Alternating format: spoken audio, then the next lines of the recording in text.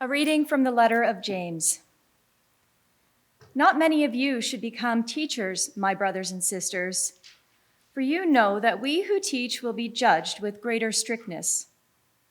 For all of us make many mistakes. Anyone who makes no mistakes in speaking is perfect, able to keep the whole body in check with the bridle. If we put bits into the mouths of horses to make them obey us, we guide their whole bodies. Or look at ships. Though they are so large that it takes strong winds to drive them, yet they are guided by a very small rudder wherever the will of the pilot directs. So also the tongue is a small member, yet it boasts of great exploits. How great a forest is set ablaze by a small fire, and the tongue is a fire. The tongue is placed among our members as a world of iniquity. It stains the whole body, sets on fire the cycle of nature, and is itself set on fire by hell. For every species of beast and bird, of reptile and sea creature, can be tamed and has been tamed by the human species. But no one can tame the tongue, a restless evil, full of deadly poison. With it we bless the Lord and Father, and with it we curse those who are made in the likeness of God. From the same mouth come blessing and cursing. My brothers and sisters, this ought not to be so. Does a spring pour forth from the same opening both fresh and brackish water? Can a fig tree, my brothers and sisters, yield olives or a grapevine figs? No more can salt water yield fresh. Do not speak evil against one another, brothers and sisters. Whoever speaks evil against another or judges another speaks evil against the law and judges the law. But if you judge the law, you are not a doer of the law, but a judge. There is one lawgiver and judge who is able to save and to destroy. So who then are you to judge your neighbor? Hear what the Spirit is saying to the church. The Lord be with you. And also with you. The Holy Gospel of our Lord Jesus Christ according to Mark. They went on from there and passed through Galilee. He did not want anyone to know it, for he was teaching his disciples, saying to them, "The Son of Man is to be betrayed into human hands, and they will kill him. And 3 days after being killed, he will rise again." But they did not understand what he was saying and were afraid to ask him. Then they came to Capernaum, and when he was in the house, he asked them, "What were you arguing about on the way?" But they were silent, for on the way they had argued with one another who was the greatest. He sat down, called the 12, and said to them, "Whoever wants to be first must be last of all and servant of all." Then he took a little child and put it among them. And taking it in his arms, he said to them, "Whoever welcomes one such child in my name welcomes me. And whoever welcomes me welcomes not me, but the one who sent me." The Gospel of Christ. This is going to be a difficult sermon because it is self-indicting. And what I mean by that is I will be indicting myself as I preach it. So let's just dive right in. In the letter of James, James does something curious in the reading that we heard today. He starts off talking about one thing and then pivots relatively quickly into something that goes a whole lot further. So let's begin with where he starts, deal with something to do with that, and then get into the meat of the matter today. You heard Holly read this morning that James had said that not many of you should become teachers, my brothers and sisters, for you know that we who teach will be judged with greater strictness. So here I am being a teacher. And I think we could include other leaders and instructors, anybody who has a platform by which to address other people. I think all the different ways that could be taken can be included here. Here I am as a teacher, and I read that, and of course I've read this for decades. We who teach will be judged with greater strictness. Okay, begs the question, judged by whom? Well, it would make sense in a Christian letter that we must assume that judgment would be from, God, I would think, right? Well, then you go to the second part of our reading, and in chapter 4, where James is telling us not to speak evil against one another, because if we do so, we are sitting in judgment with one another. He's saying, don't judge your brothers and sisters. And why? He says there is one lawgiver and judge who is able to save and to destroy. One lawgiver and one judge who is able to save, to make completely whole, and to destroy. Now, who is he talking about? Of course, he's talking about God. God is the one who judges. He's able to save and to destroy. So, we who teach will be judged more strictly. By God, presumably, who has the power to destroy. What that does to a person, if you decide to hang on to it tightly, is it makes it very difficult to imagine how on earth we're supposed to presume to do anything in front of a group of people, to have any kind of influence on a group of people. When I was in Squamish 20 years ago, in that church, I was very, very much aware of this passage. And the interesting thing is, okay, why are we going to be judged more strictly, especially by God, and especially if we're talking about in the context of Christian leadership, if we who are going to take roles of Christian leadership and instruction and education and teaching, and we are going to be judged more strictly, what that kind of says is you got to make sure you're teaching the right thing, that you're doing right by the people, that you're getting it correct, right? So 20 years ago in Squamish, I was very much aware of that and endeavored to make sure that I was teaching rightly and leading people in the ways of God and all of that good stuff. Problem is, here it is 20 years later, and I teach differently now than I did then. And I'm not just talking about technique. I'm talking about content. So for the logical person that I am, does that mean I was wrong 20 years ago? Because if I was wrong 20 years ago and I still had people in front of me that were under my influence, and if I'm going to be judged more strictly because of that, if I was actually doing it wrong 20 years ago, would there not be something that God would hold me to account for what I was doing with the congregation in Squamish? Because I taught differently than I teach you now. To make matters worse, where I was 20 years ago, the things I teach now, I would have said then were wrong. So does that mean I'm wrong now? And if that's the case, I guess there's a concern. Does that make any sense that that's how it ought to be? I don't think so. And I think James, in writing this down, and by the way, what I'm about to tell you now is one of the things the Derwyn from 20 years ago would say is completely wrong. Why are you even listening? Okay, what you're going to hear, I would say was wrong 20 years ago, just so you know.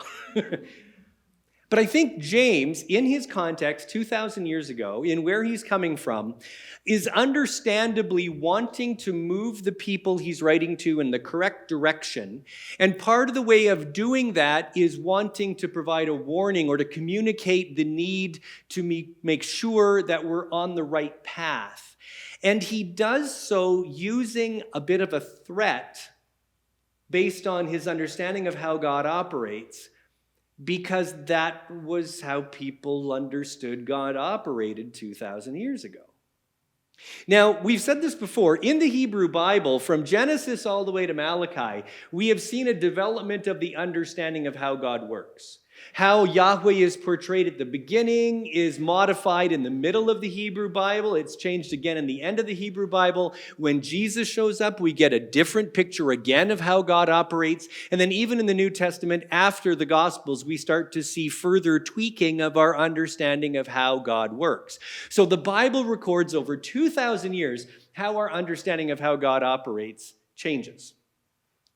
James, however, is obviously still holding on to the context of kings and kingdoms and the gods that operated those kingdoms. And when battles were fought, the god that, well, the country that won, well, their god was more powerful than the other god and this kind of thing. And it was still a time where even climatological things happening, like lightning and thunder and whirlwinds, were all seen to be acts of God quite literally. So it's understandable that 2,000 years ago, James would say, yeah, God has the power to save and to destroy, and he's the one that's going to be making the evaluation on what you do.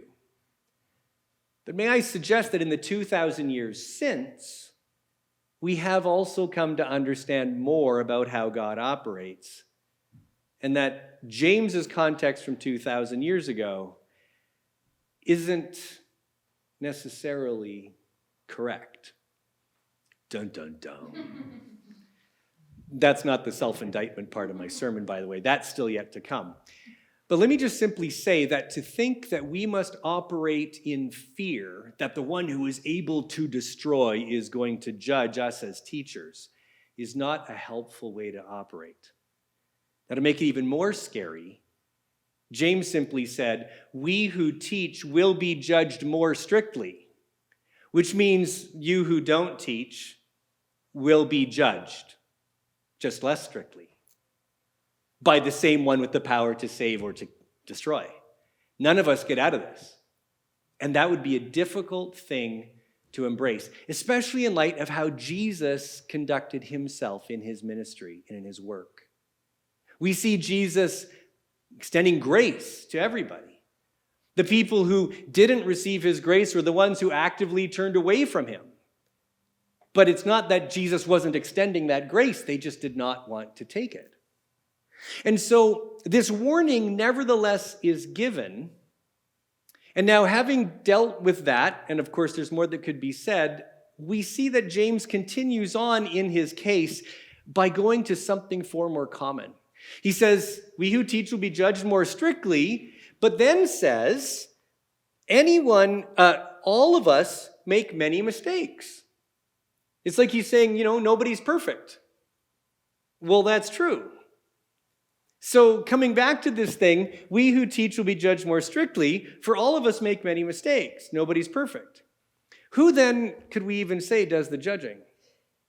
Well, I think we could see that those who are in leadership and instruction are indeed judged more strictly by those who are under their instruction and those who are following their leadership.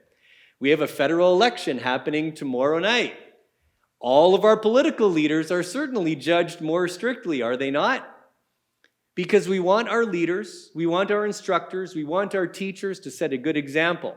We want those who are leading to lead well. We want those who are teaching to know what they're talking about. We want those who are preaching to practice what they preach. And so, yes, there is more strict judgment to come. But I don't think it's the worry about God so much as it is the recognition that anybody in leadership has a responsibility to what it is that they are teaching and how they are leading. Now, James does say, yeah, we all make many mistakes.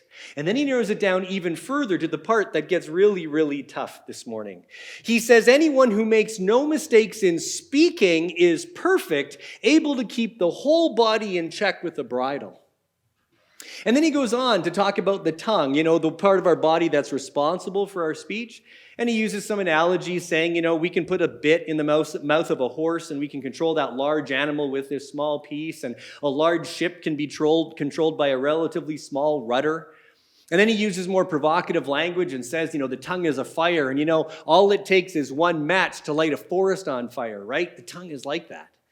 And then he goes even further and he says, it is a restless evil full of deadly poison. We get the impression that James is taking this particular topic pretty seriously. What we say has a huge impact. And now, of course, he's gone beyond just what teachers and leaders say. He's talking to all of us, right? Because all of us have tongues, all of us have words that we can say, and the impact of those words certainly has an effect. James will have in his mind Proverbs 18, which says, among other things, death and life are in the power of the tongue. Now, of course, we can't take that literally. We can't say that you can actually kill somebody by speaking or raising them up by speaking, but we can understand the poetic imagery that is there, emphasizing how important our words are. That you can build people up if you speak positively to them, but you can also tear them down quite significantly. It's been shown over and over again that if a child grows up, especially in its developing years, with negative talk from their parents, that kid is going to have a tough go of it.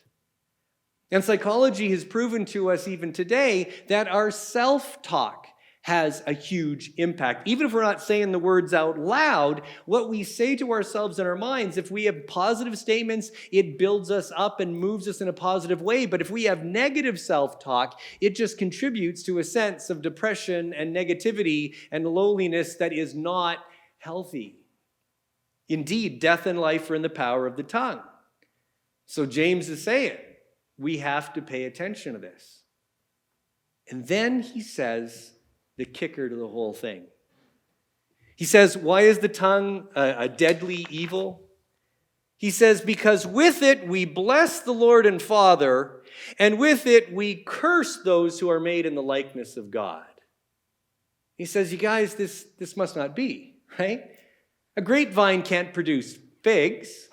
If you've got a spring of water, it can't produce both fresh water and brackish water. It doesn't make sense. If we are going to be following in the way of Jesus, how can we be people who on the one hand bless God and on the other hand curse somebody else?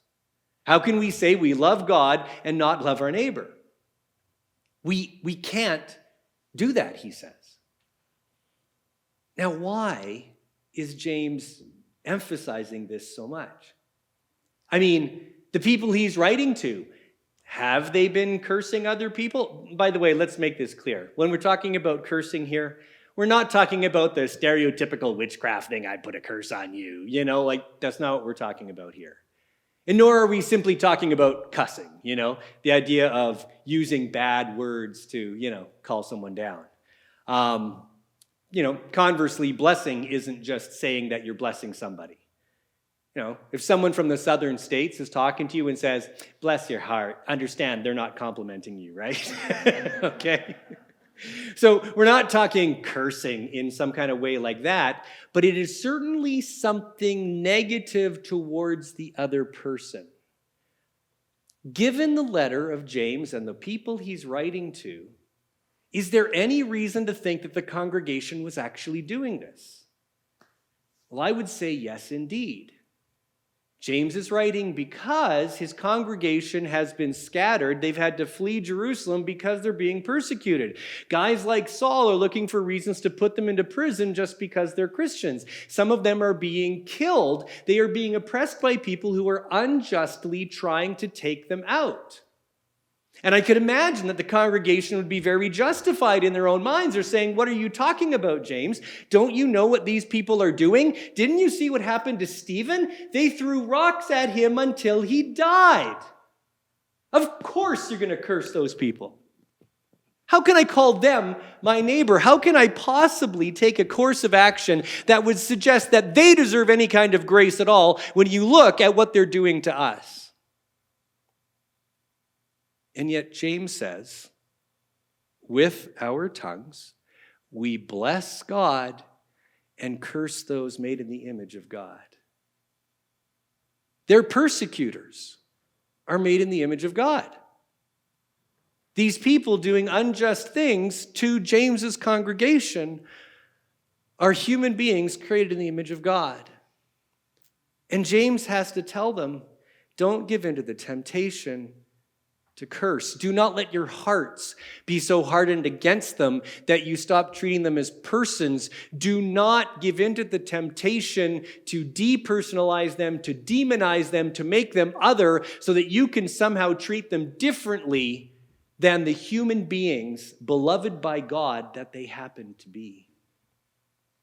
And of course, James would say this on the basis of Jesus' own example, because Jesus never cursed anybody. Those who were torturing him to death, of them he said, Father, forgive them. They don't know what they're doing.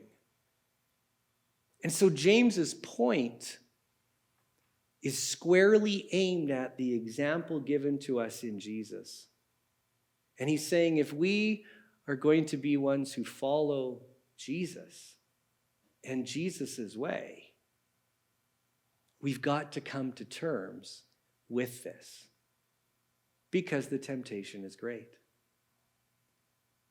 So today, we don't have anybody persecuting us, trying to throw us into prison. Nothing like that. We don't have anybody to depersonalize that way. But our hospitals are full now because there's all sorts of people who, for the most insane reasons, are anti-vaccinations. They are the ones who are getting sick. They are the ones who are filling up the hospitals. And as I said at the beginning of the service, if someone gets a heart attack now, will there be the care that they need? Or is it filled up with people who are anti-masking, anti-vaxxing? It can be really easy to be upset at those people. And the fact that we even say those people is already evidence that the depersonalization has begun. Because now they're different. They're those people. They're the anti-maskers. I hung out with a couple of guys back when I was 19 and 20 years old. We went to the same church. The three of us kind of were the three musketeers there. And then I went to Bible college. We all went our separate ways. One of them I hadn't seen for 25 years, and I got to have coffee with him back in August. And so it was kind of neat catching up a little bit, just seeing what life had been like over the past hour, over an hour that we spent over coffee. But I had already seen on his Facebook feed and his wife's Facebook feed that they were, pretty adamant on the anti-vaxxing thing, the anti-masking thing, and they had their theological reasons for it, that, the people of God obey God and not man, and we ought not to, give in to what the government is just saying just because of the government, all that kind of stuff.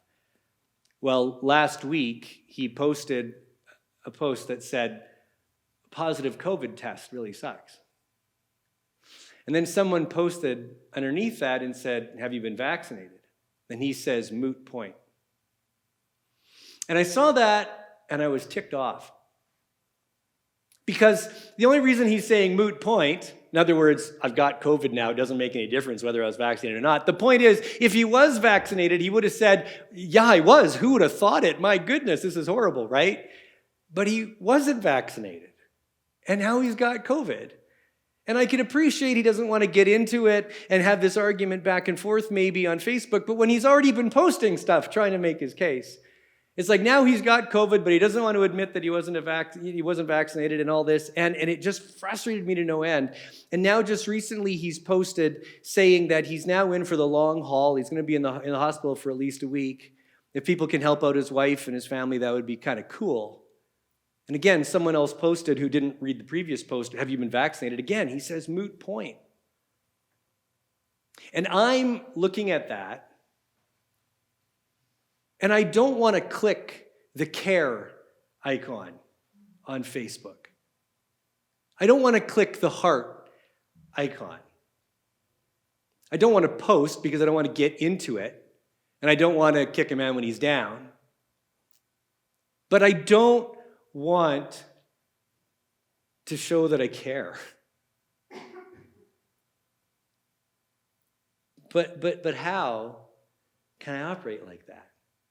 Now understand, this goes beyond simply Facebook, whether you click the icon or not. It's what is my heart right now? I am frustrated. I am angry. And it leads me to be thinking of people who have taken this course of action, and I think of them less than they are. Now, someone might say, well, isn't there a legitimate reason to be frustrated and concerned? Sure, but here's the thing. Human beings, we all are, and as James said, none of us are perfect. We all make many mistakes. A person's perspective can be argued against. Their argument for something can be debated. You can disagree with their viewpoint and their actions, and you can say that their actions might even be evil. Okay, that might be over the top for what we're talking about now, but you can certainly differ with somebody's actions, but those things are separate from the person themselves. And this is what James is driving at, and what we are to aspire to ensure that when we encounter people who are opposing us or who disagree with us or who are doing things that are wrong or what have you, we must avoid the temptation to curse them, to think of them as less than the human image bearers of God that they are. So whether they're persecutors or politicians, whether they are anti-vaxxing, anti-maskers, or the most robust champion of the vaccine, they all are image bearers of God, loved by Christ. And if there is to be any evidence of the grace of God extended to them, it comes only through us, who ourselves have received God's grace and are prepared to give it to others without conditions. I can't tell you what you're supposed to do with this sermon because I'm not doing it. I know that I must. And my heart is changing, I think. Maybe the confession to you all is helping, exposing the darkness in my heart. The darkness, as Jason mentioned to me this morning, not that he was talking to me personally, but he just simply said, the darkness we have goes straight to hell. Our capacity for darkness is great. And when we see it emerge, we need to expose it to the light of the gospel, that it can be seen for what it is, so that we who follow in Jesus' way can indeed show a different path than what everybody else is following. And so let us not be fearful of an angry judge who can destroy. That's not what we're talking about. Let us instead simply recognize that following in the way of Jesus means getting rid of any attitudes that would cause us to look at people as less than they are. Image bearers of God, precious ones that are loved by God, and just as for us, ones for whom Christ died. Amen.